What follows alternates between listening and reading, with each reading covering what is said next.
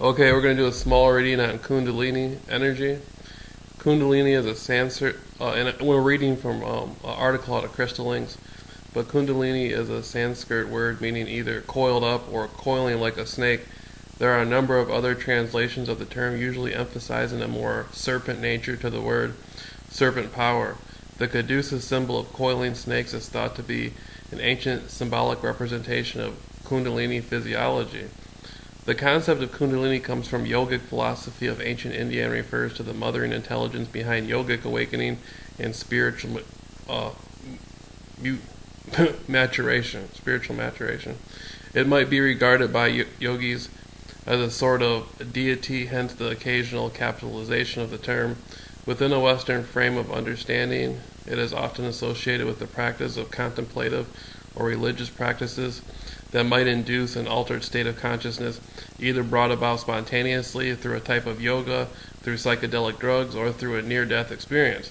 According to the yogic tradition, Kundalini is curled up in the back part of the root chakra and three and one half turns around the sacrum. Yogic phenomenology states that Kundalini awakening is associated with the appearance of bioenergetic phenomena that are said to be experienced somatically by the yogi. The appearance is also referred to as a pranic awakening. Prana is interpreted as a vital, life-sustaining force in the body. Uplifted or intensified life energy is called pranatana and is supposed to originate from the apparent reservoir of subtle bioenergy at the base of the spine. This energy is also interpreted as a vibrational phenomena that initiates a period of process of vibrational spiritual development. Now that's an interesting point right there. Prana energy is looked upon as being the vital force, the life force between the Kundalini awakening, between the individual and the Kundalini awakening. And prana energy is basically etheric, again what the Chinese call the chi or the Japanese call the ki. And so that's a good interpretation. You're looking at Kundalini awakening through prana energy, mainly focusing on coming out of the chakra, the root chakra in your lower part of your back. The source text for the concept of Kundalini is the Hatha Yoga Pradika, written by Swami, I can't pronounce the last name right there, but English translation 1992, somewhere between the 12th and 5th centuries. Any examination of this topic should include this work. So looking at that right there, this is something very ancient. You know, you're over in the Far East. These swamis, these are like coaches that help people learn more about the chakra system and more about the energy that they're working with, the Kundalini energy.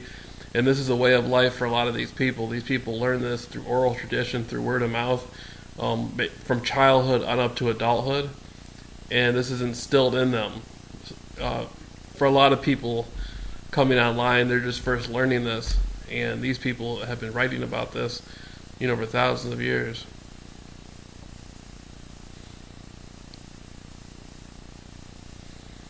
The Pradipika is one of the later developments in yoga sacred texts. Hatha yoga is strictly speaking a forcing technique which has its primary aim the forcing of the rising of the Kundalini. The main emphasis is a difficult regime of breathing techniques meant to increase the store of prana in the body. The well-known physical postures are only meant to be an aid to maintain peak physical fitness, so as to support the real work of the breathing practices. All of this has, according to tradition, to be accompanied by prolonged and unbroken meditation practice, for which the main text is the Yoga Sutras of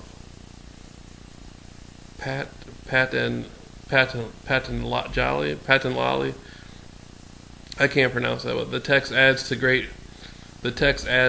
good fortune is the text adds that great good fortune is another requirement. Luck for the procedure to succeed. However, these techniques are not written without dangers. So there you have it. We were talking about the chi, in a previous video. I was speaking about Kundalini awakening having to do with chi and ki and the vital force, and you can see right here that Kundalini, is the same thing, the chi, ki, prana, but it talks about it right here, this being this etheric, auric energy that we all take in, very Taoist and Zen-like.